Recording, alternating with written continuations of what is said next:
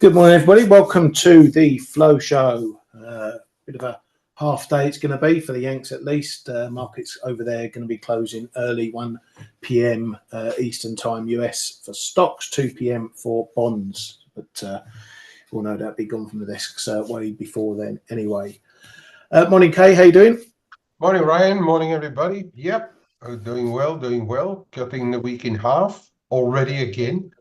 Yeah, for the rest, everything okay. Smooth sailing. Yeah, very much. I don't mind the US taking a holiday because it means we get to have an early day off as well, and Yeah, putting the feet up also. So yeah, I'm not sure the Yanks do that when we have a holiday in the UK, but take it while they're there. I think definitely. Right, let's crack on. Over in China, we like to start in China. Well, I like to start in China anyway. PBOC foot further off the break. The fix was up into the 713s from the 712s. Again, not a big one. Went from 712.91 to 713.12. So up a few pips on that, but still keeping things going.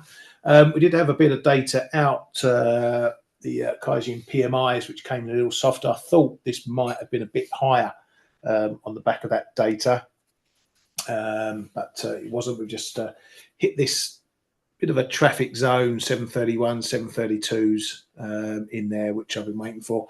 I've been hanging on for a dip since I got out my longs. Bit of a panic move on those headlines last week. I haven't had a dip big enough to get back in, so I might have missed this train for now, but we shall see. It continues to go that way. What we've also seen in... Yes, mate? some of us are still in. Not everything is lost. Yeah, good. As long as someone's making money. Another bit of data, it's not usually on the calendar. I don't think it's on the calendar anyway, is we had this morning, we had some auto numbers from China, preliminary retail sales in the auto sector for June. They were down 8% year on year. So that sector still looking a bit stinky over there. You can see the Caixin Services PMI as well. Over in Japan, sources pieces saying that the government or the Ministry of Finance are going to launch new floating rate bonds. Now, this is to entice investors who might not be willing to get into bonds if they know that the BOJ is likely to hike and rates are going up. There's no point buying bonds at 1%. If 6 months' time they're going to be 1.5%, 2%. So they're going to be introducing some floating rate bonds, which obviously the interest rate moves as the interest rate from the BOJ moves. Now, they're only going to be doing this at the short end. They're looking at maybe 2 to 5 year bonds. So it is potentially a bit more of a... let's say a financial problem for the government, because obviously they'll be increasing their payments as rates go up, but you know they also need to sell their debt too as they wind down QE and the balance sheet. So it's a bit of an offset going on there. Is it likely to attract the big investors, or are they more likely to stick to the long end, K? And this is more for sort of your smaller, or I should say, not exactly retail investors, but that sort of ilk. If they would do it right now, it would look like it could be a decent plan. But then there's this one line in the article says that the government will aim to issue the new note from fiscal 2026, and we are still 2024. So that doesn't testify of them giving a big helping hand to the bond market. And we also know that the Japanese whales are more looking at the longer end, although they may do short term now because they expect the longer end to yields to continue to rise. But that then is not really going to help anyone if they only start to do this in 2026, right? So of course it's going to cost the Japanese how shall I say, public money more, but why not do it now, you know? And why wait until 2026? It's still so typically Japan. Everything is going so slow over there. It would have been It would have been, I think, a decent headline if they would have started with it straight away. But planning it from 2026, I don't think is going to change anything to the problematic right now. Imagine that Bank of Japan raises 15 BPs every quarter, or not even every quarter, but every half year for the next 2 years. So that's going to be adding another 60 to 75 or so BPs. The Japanese government will likely, if they continue with fixed bonds, not attract too much success with it. So yeah, it's an okay headline, but I fear it's going to come a bit late. Yeah, well, that's actually might be the point, because if they're not doing it for another 2 years, rates, if they're on a rate hike cycle, it's likely to be near the end. So if anything, a variable rate will be locking in rates at the top, and then the only way potentially is down, which is better for the government. So I can sort of see it from a business perspective. Offer those when rates are higher, and there's more chance of rates coming down, and then pay less interest. But who knows where we Really are think in that 2 years' time. they went through that kind of thought process in Japan? I mean, yeah, no, we have to put everything in the perspective of we're in Japan, and that's the thing. Everything is going so slow there.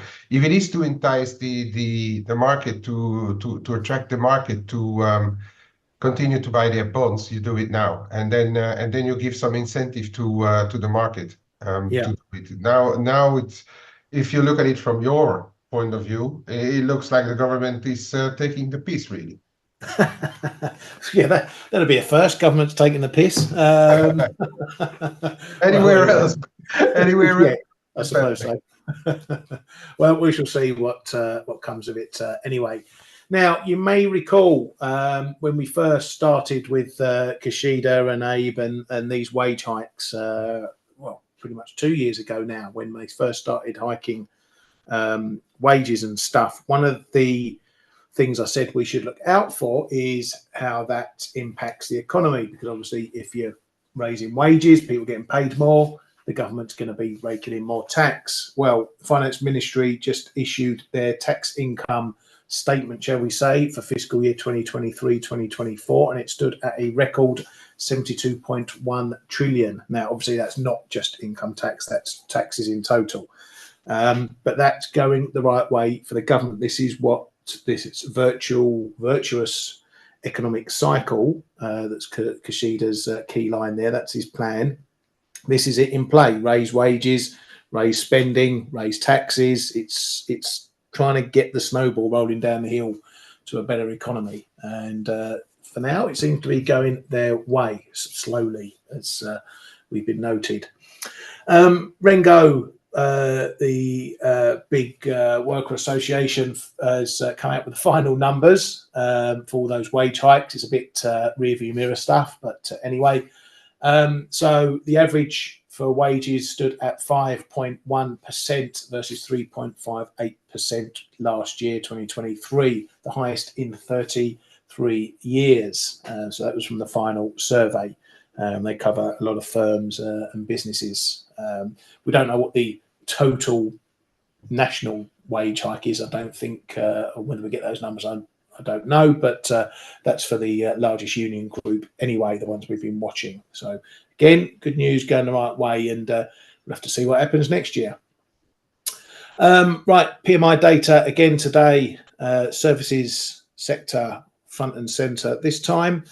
We've got Australia there coming in a little bit better than expected, though still confirming a drop from last month. Bit of bad news, though, for Japan, going further into contraction than expected. Quite a big drop from 53.8 to 49.4. So that's not looking too good over there, which is a bit of a shame, because their data had been coming in the right way, in part around the grounds. Retail sales in Australia looking fairly good, up 0.6%. There's some housing data, market data as well. Their building approvals up as well. So the data's starting to look a bit rosier in Australia, which will keep the Aussie dollar slightly underpinned as well. Coming over to Europe, and let's start with the central bankers first. There's only been a few of them, fortunately. ECB's Matlev says it's comfortable with, or he's comfortable with expectations for another rate cut. Says 2 cuts is probably going a little bit too far, but wouldn't rule it out. ECB's Simca says the last mile of inflation is going to be bumpy. ECB's Lagarde says we are very advanced in disinflation, and they are very attentive to inflation components and services, and that's important, as I'm going to show you in a moment, or tell you in a moment. We need to see profits absorbing wage increases, and says that also the spillovers of other central banks are taken into account. Now, we've had all the services numbers coming out from Europe. Spain giving back a pip over last month. Italy as well, giving back a little bit there in the services number. Final French number also a little bit worse than the flash and expected, but was higher over last month.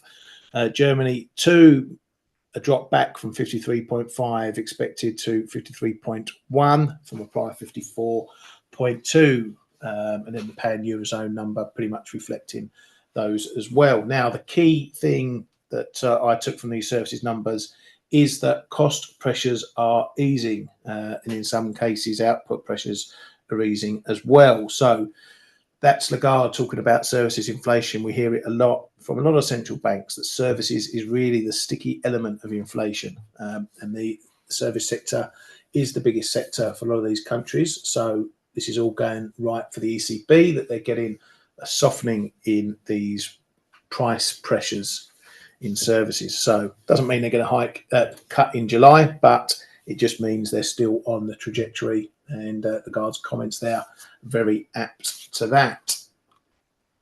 UK services as well, a bit of a turnaround. We got 51.2 in the flash number, and it jumped up to 52.1. No, Simon, if you're listening, it wasn't a typo. That's the way it went. Still down on last month, but a fairly decent improvement over the flash number, nevertheless, and still in positive territory. So all looking good there. Eurozone PPI coming in a little softer than expected as well. So again, that disinflationary process continues for that. Anything amongst that lot, Kay? Was there anything major from the Riksbank minutes or anything like that? No, I think you said it. Like price pressures are slowly abating. But for the rest, not wow. We know those numbers in Europe. Yeah, the France, for instance, is still below 50. But if you look at the rest, they are pretty okay-ish, right? And as you already said, Australia more or less printing half decent data of late. Actually, perhaps a bit better than what's shining through from New Zealand over the past couple of data points. So that is something that I noted. For the rest, not going to. No, I'm not going to take too much of a big lesson away from what's going on. By the way, did you see that the Swiss PMI? Because I haven't seen it. If it already came out, or was that a wrong reporting again? Let me have a look. When was that due out? Well, today as well, but I yeah. haven't seen it, and I've refreshed a couple of things, and I haven't seen it. Perhaps I missed it. If anyone else has seen it, perhaps give us a shout. Yeah, that's about it, man. I mean, the thing is we are likely going to see a bit of a similar picture in prices globally, right? Because it's been one big factor that we had across the pond, for instance, is that things can diverge, but usually run smalls the same way. So perhaps it's a little bit of a hint at the final data this afternoon as well. Of course, we've got the ISM. They can diverge, of course, but yeah, I mean, let's see what those US data bring, whether they will be divergent or not. Yeah. Yep, we'll do, mate. I'm just looking at that. I can't see. No, I can't see it either. I think it's Oh, I've got it. This might be it. I Oh, don't here know. we go. There we go. Patrick, 43.9. That was the what was that one? That might be the I said that manufacturing came out one. on Monday. There you go. Oh, yeah, it Oh, came out 1st of July. There you go. Services PMI rose from 48.8 to 52. okay. There you go. So that was the manufacturing one that dropped back to 43.9. Yeah, okay. Yeah, so the services, I haven't seen it. Okay, all right.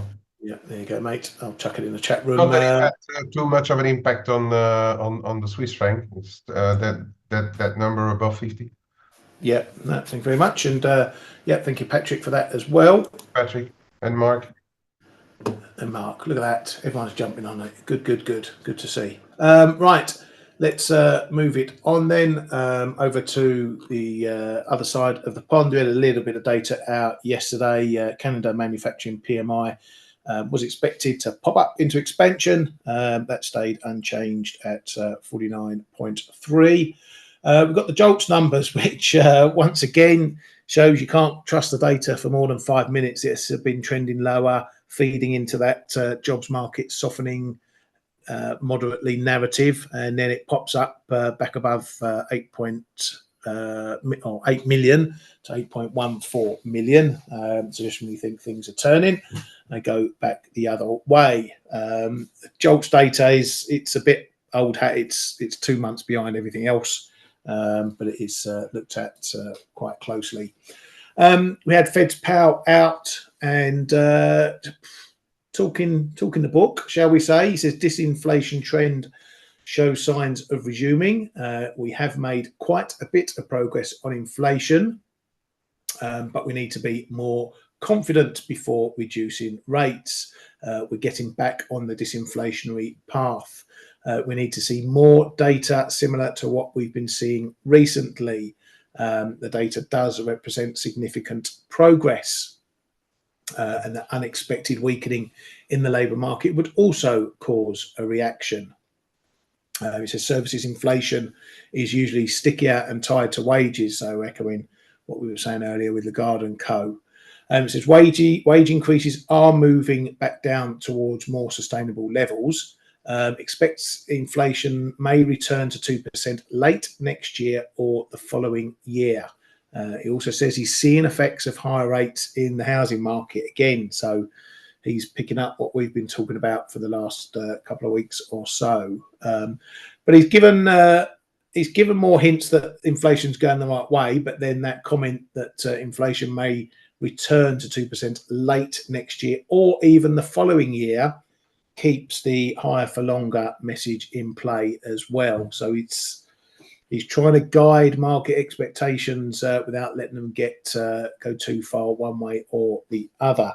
A bit more, you were watching this or listening to this live, Kate, a bit more clear and concise than the last FOMC. Mm-hmm. And also there was this one line that he said that he wouldn't like unemployment to rise quickly. That's what I said in the comments. I think he's trying to create a little bit of well, an expectation is a big word, but guiding, as you say, the market very slowly towards. But he kind of comforted me in the thought that they are walking on a finer line or ridge, as I call it, than the dots have been showing, and the market has been forced to price. And he didn't change my view on that. I still think that it won't need a big downturn in the jobs market, for instance. He did name the housing market. So he's seeing those signs. So you got inflation on the one hand, which is sticky, maybe stickier for longer. I think he also has in the back of his mind that whoever becomes president at the end of the year, it's probably going to drive deficits higher. It could be an inflationary impulse as well. But then he did take the time to add the other part of the mandate in the jobs markets and did mention the housing market. So I do think that yeah, he gave a bit of more leeway to the leash, let's say, than the strict FOMC that we saw. By the way, I think we have FOMC minutes later today as well. So there could be a bit of small algo blip also. Is it today that we have the the FOMC minutes? But it comes towards the end of the market.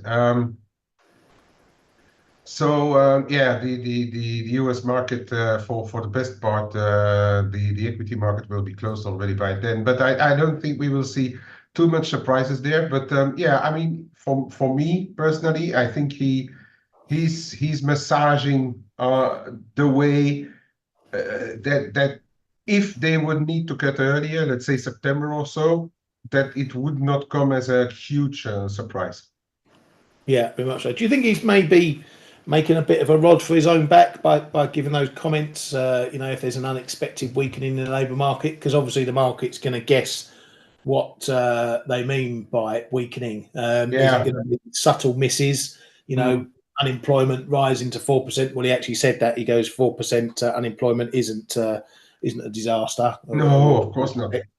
But you know what the market's like. If it sees what it would class as a bad number, and it's going to start ramping up, you know, cut bets and stuff like that. So I think that's the risk, and that's the potential opportunity for us in defining what a bad number is. A bad number also isn't 1 month. Okay, we've been here before, and the Fed have told us they don't take 1 month's data to heart with inflation. They're certainly not going to do the same with the jobs market. So yeah, mild misses are not going to get the Fed cutting any quicker. Let's put it that way. No. Only if we start trending in big spikes, if you like, or big negatives, will the Feds take real notice. Yeah. Again, Ryan, I think we need to make a distinction between what is really bad and what is a slowdown. And yeah, if it's a very mild slowdown, they may not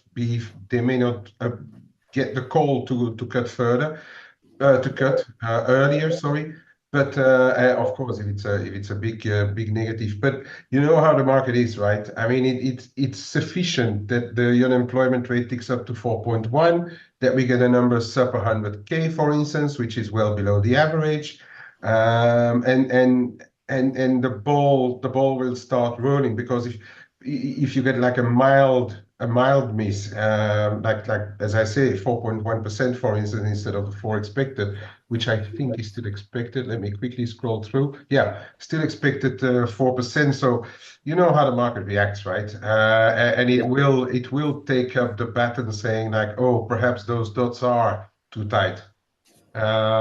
So yeah, it will be a mover if we get even a smaller miss, perhaps not for the longer term, and then we need to see what they say about it. We need to adjust the expectations again, and that compares, of course, to a very bad number. But we will have the time to talk about that, perhaps then, and fine tune our comments for Friday.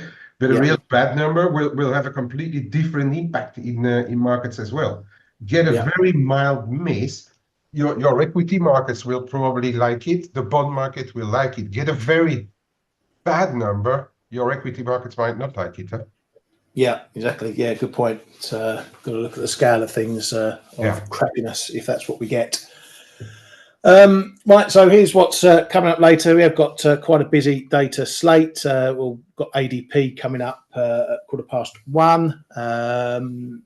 Have we got Face today? We have got Face today, haven't we? It's tomorrow. It's been cancelled, I think.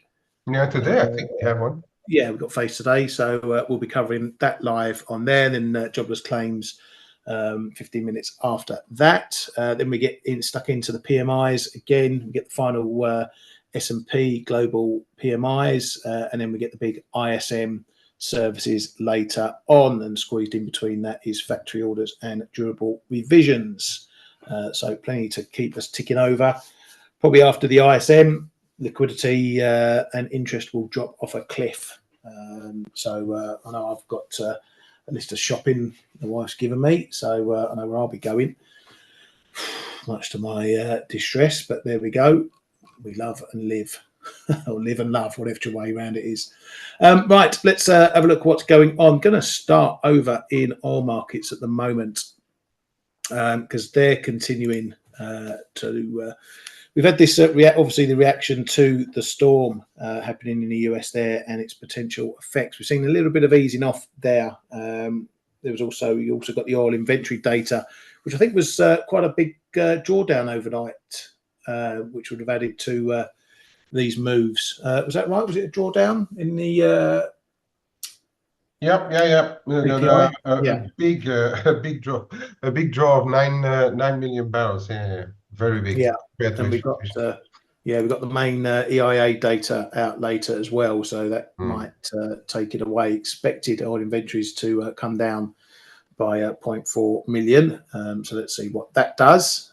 Again, the API can be a bit like the ADP to the NFP, but anyway.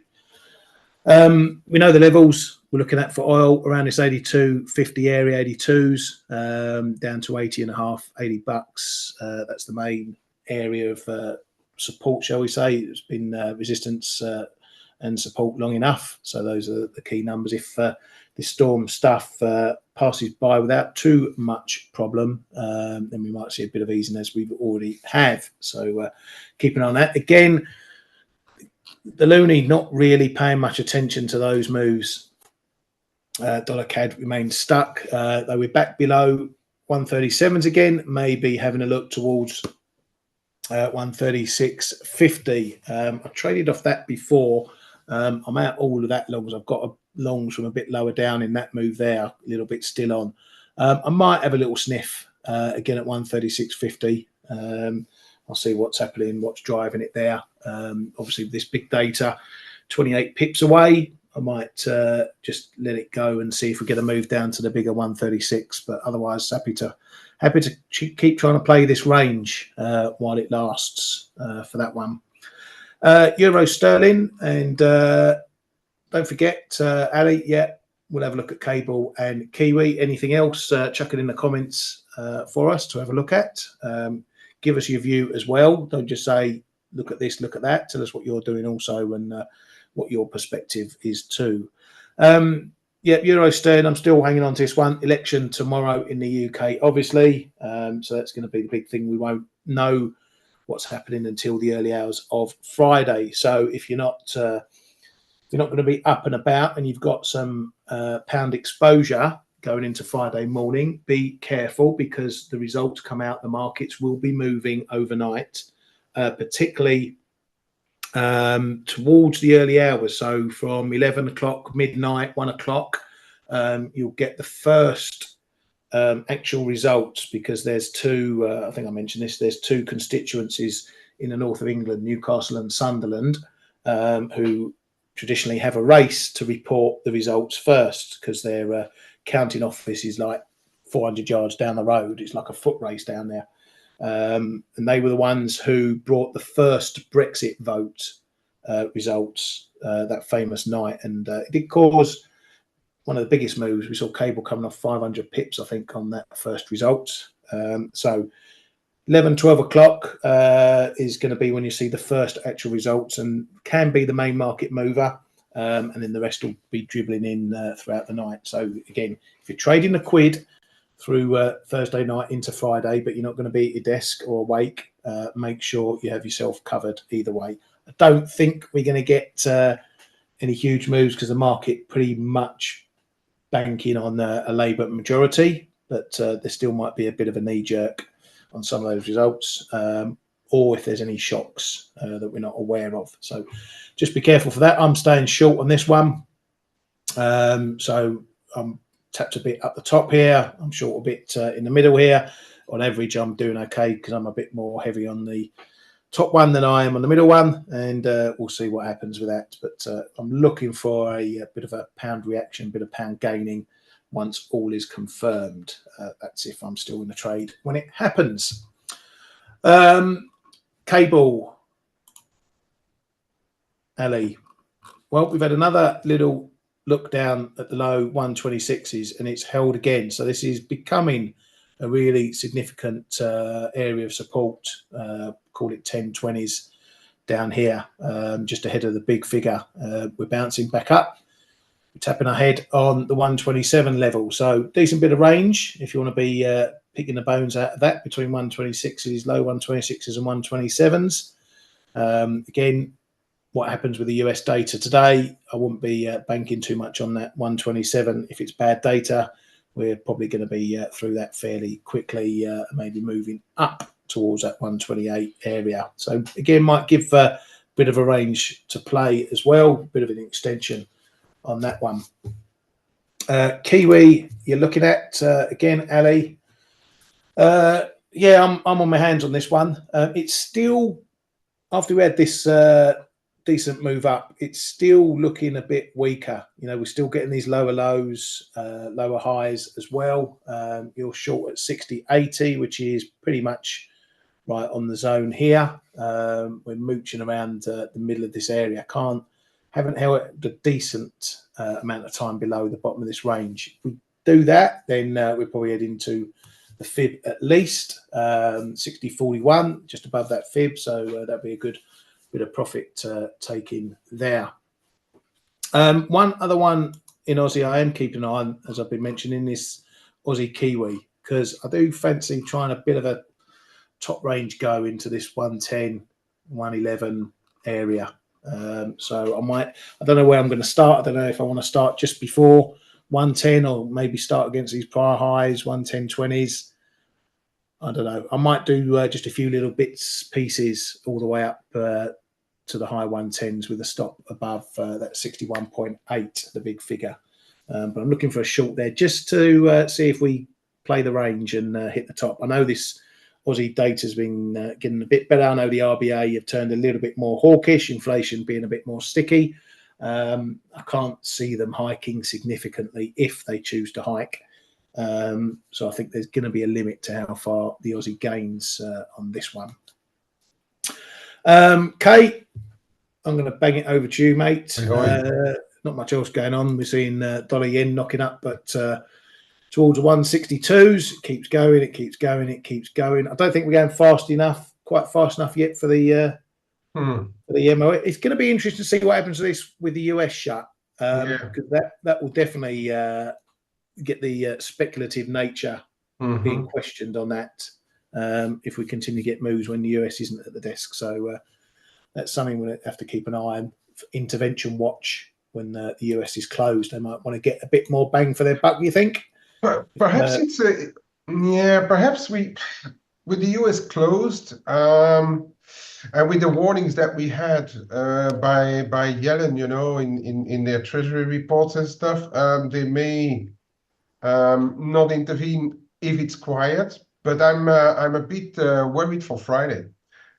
Imagine that we get a bumper report again, and the dollar shoots on Friday. Then we could start to break that 162.5, 163.5 market. But that's pure speculation. Thinks that the next line in the sand is 165. I don't think they have many lines in the sand, but they just look at where things get really painful. But has to be said that if you look at those yen crosses, it's a nightmare for them right now, right? Because everything is absolutely going up. It's not only the dollar yen, because the rest of the dollars have relatively stabilized, and but those yen crosses are absolutely still going and going and going. And I don't know, perhaps there is a bit of a danger come Friday, and especially if we would have, like the last time they intervened, that early Monday morning shoot, and then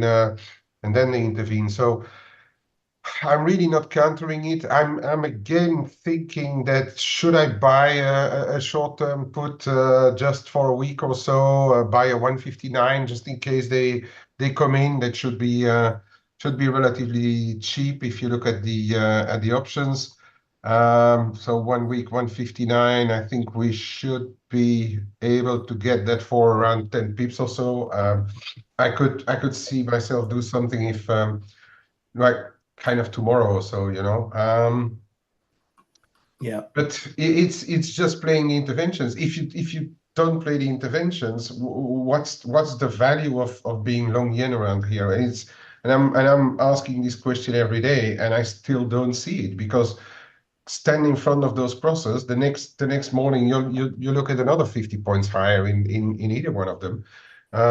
It's a painful one to, and of course it's a bit high to go and chase everything. Although it's still the trade that keeps on giving. But yeah, so it's a tough one. I think the only thing here is to if you really think that there is a risk for interventions, is to perhaps buy a short-term put, and if for the people who have access to options, of course, because I'm really I can't push myself to have much cash in it, or it must be like just an intraday, accompany the move, and that's it, you know. But not stand against it in any case. Yeah, exactly. Options are the way forward. I don't know. I might have a little look myself, see how much they are. As you say, just a little bit of Friday through Tuesday sort of coverage type thing. Yeah, if you know, if for those who have access in it, we know that usually an intervention is somewhere around 400-500 pips. 159 is nearly 300 away, so that should still give 100 to 200 pips. If and you only pay 10 pips. I mean, paying 10 pips away is like it's a 1 minute move, you know, on a stop loss. And I'd rather do that than have a position. And even for the other side, imagine that you buy dollar yen here and tomorrow they intervene, then you go good luck. Yeah, and as Simon says, sometimes it pays to have guaranteed stop losses, because otherwise you may be looking at a big hole in your wallet as well. But for sure, it's going to cost more than 10 pips. And if you're short dollar yen or short yen crosses, the next 10 pips are just around the corner. So I still think it's unless you have guaranteed stops and already in a good position, it's better to look at options. Yeah, yeah. And just for those who may not know, don't deal with options, don't know what options are, it is just a low risk way. If you buy a put, that means you become short if it's enacted. You buy a put that's below market. So Kay's talking about buying a 159 put. That means it's a low price because it's called out the money, because the market's way above. And if it costs him 10 pips, that's his maximum risk, 10 pips on a trade. And if we do get intervention and it's knocked down 400 pips, then obviously his premium, that 10 pips he's paid, is going to be worth more. Then he can choose to either play the option, take profit on it, or hedge around it by buying into the dip and locking in the profits. But it's just a low risk way. You don't have to sit in the spot price, CFD or whatever, and have the risk of it's shooting up 200 pips, or if you miss intervention, or shooting down 400 pips and it's costing you. Your risk is 10 pips. That's it. If it doesn't work, fine. You've lost 10 pips. Yeah, exactly. Losing 200 pips, being wrong in cash markets. Absolutely. So yeah, and if you're in the chat room, want to know a bit more about options, so you're always able to ask. We have to go that it's not available for a lot of people, and for most retailers, it costs a bit as well. They're not priced friendly for retail traders, but they can still be worth just if you want to take a little directional trade without putting too much on the table. Right, over to you, mate. Yeah, I'm not going to take too much time because we ran through a lot of currencies already. I mean, just one of the reasons why the euro is rebounding, it's not a big secret. The market has been looking at those divergences, those spreads in Euroland. The French-German spread has come down a bit. We can see euro is stabilizing on the back of it. Not going to spend too much time on this. I did have because that was a funky one, and I wonder where it's gone. I did have the Italian spreads as well somewhere on them, because they've got up in sympathy with the US's and with the French, and yet they've come off quite a bit. Anyway, oh, there we go. So even the Italian spreads were pulling higher on the back of Macron's call, and now they are coming back as well. So all of that is just a tad supportive right now for the euro, but we are stabilizing mid-range. We are not advancing much more in all those euro pairs right now. This is I think we've got bigger fish to fry with what's happening in the dollar now from now and into Friday. Got as Ryan was already saying, we've got a lot of data out today. In order of importance, of course, we will look at those jobless claims, but I think ADP today is going to be one little mover. We do have just before, in about an hour's time, an hour and a half time, the challengers job cuts, and that's perhaps good one to keep an eye on the evolution of things. But then I reckon the main one for the afternoon. You've got the final S&P Global Composite and Services PMI, but the main one I think is going to be the ISM to keep an eye on. Especially look at the employment index, look at the prices index, of course, but take it in its globality of what's happening there, because we can have a few divergent numbers. So you may get a half decent number, but if it goes paired with a low employment versus higher prices, for instance, it may not look as good as a headline looks. So keep an eye on those ones. And I am going to, as I said, I'm very closely following this gold. I've got a bit, but I'm waiting for the data to confirm it. And as I said already a good few times, it has been holding better than what people may have expected, and then what even because that's the reason why I'm not like very heavy into it. I've got a little bit, but I'm not very heavy into it, and I still, and I'm going to repeat what I said, it's not going to take too much bad numbers here to get going. And we just tickling this short-term trend line. You see it's been holding, then capped, and then capped, and then capped, and now we're trying to make a move above. If we get on the date over the data, if we get a move through this 50-55 area, I think we may have a look at this late June spike high, at least in the 60s. And then I say, watch out. If over the course of the next days, this one here from early June gives way, I think the new impulse is really starting. It will already be confirmed around here, but I really think that if you look at the combination of all the data that will come out over the course of the next 3 sessions, no, well, not tomorrow, but they're on holiday, but watch out. And I really say watch out for the metals, because they are showing at least the intention to start again, to start going again. And silver, same thing. Look, we are at the top end of the channel. It's just coiling up. It's just coiling up. It could reverse, of course, if we get good data and higher US yields, especially.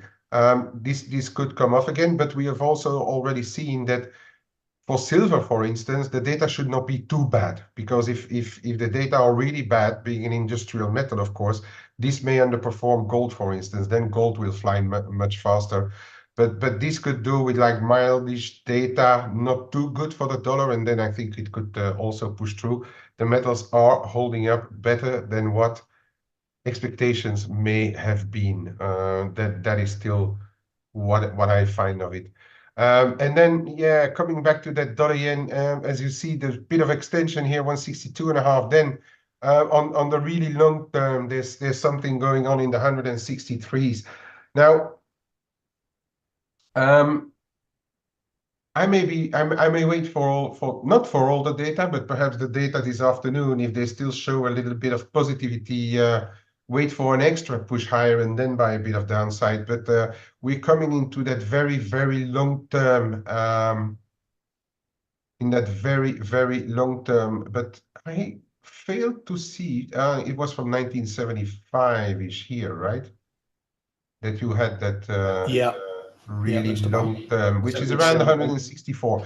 Give and take 50 points. It's a it's a monthly chart because I think Ryan has it around 163 and a half. But that could indeed be a very, very big level coming up, and that's another 200 points from here.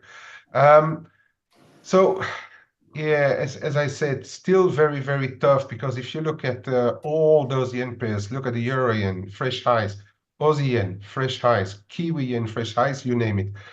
And that's where the issue lies. And that's where perhaps they are not going to wait for another acceleration because just we are at extreme low levels in the yen pairs. But look at the price action. If you're in cash, it's still so hard to stand in front. I need to look at Swissy. Now, actually, just now, Swiss is strengthening just a tiny bit. But look at the main one because this is the main trading partner, the closest geographical uh,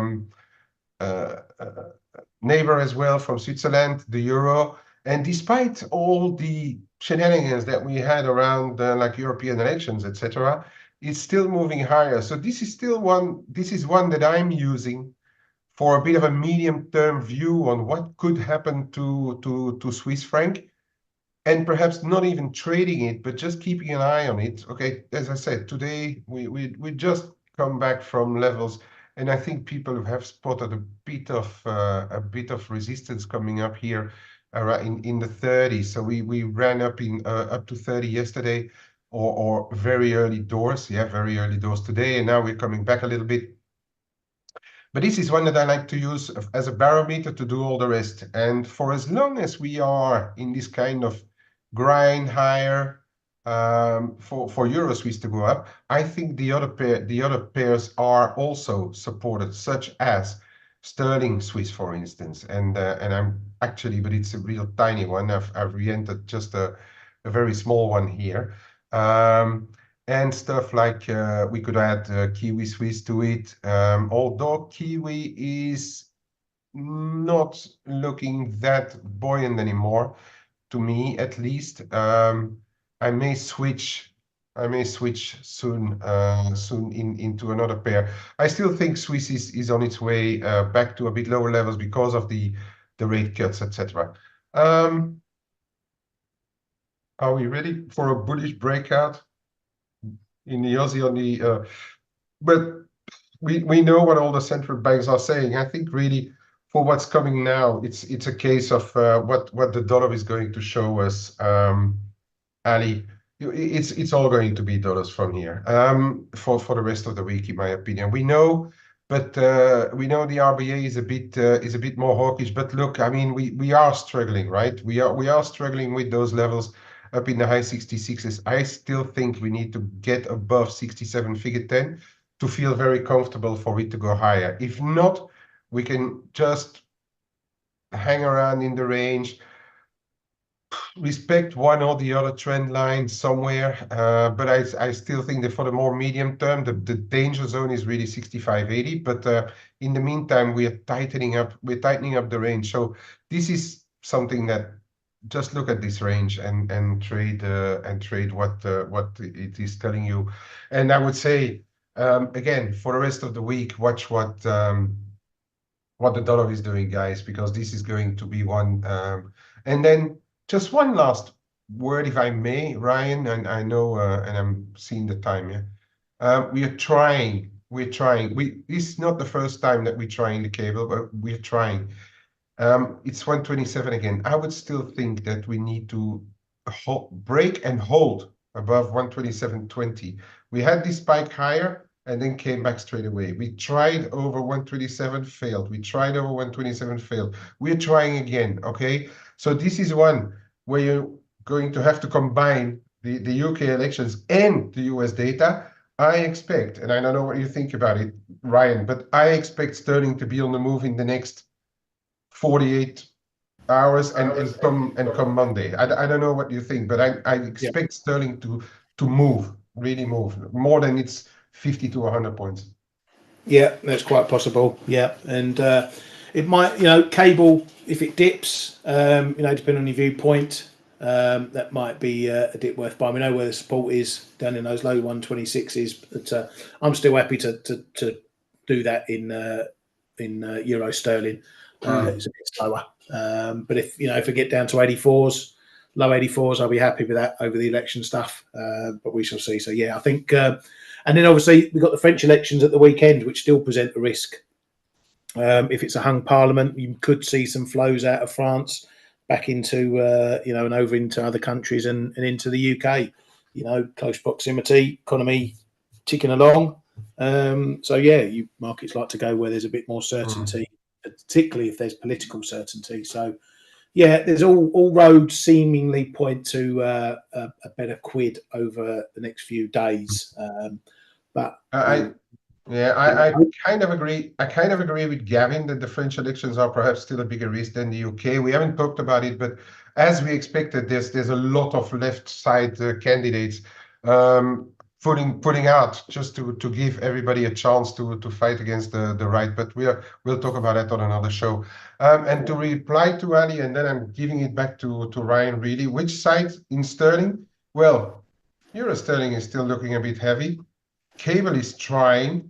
This is the side that the market is telling you that they would be more likely to give a go. And so which I hope you won't, but put a gun to my head. I think if there is something really, the market is geared up towards a high one, and now it's over to the US data for confirmation or not.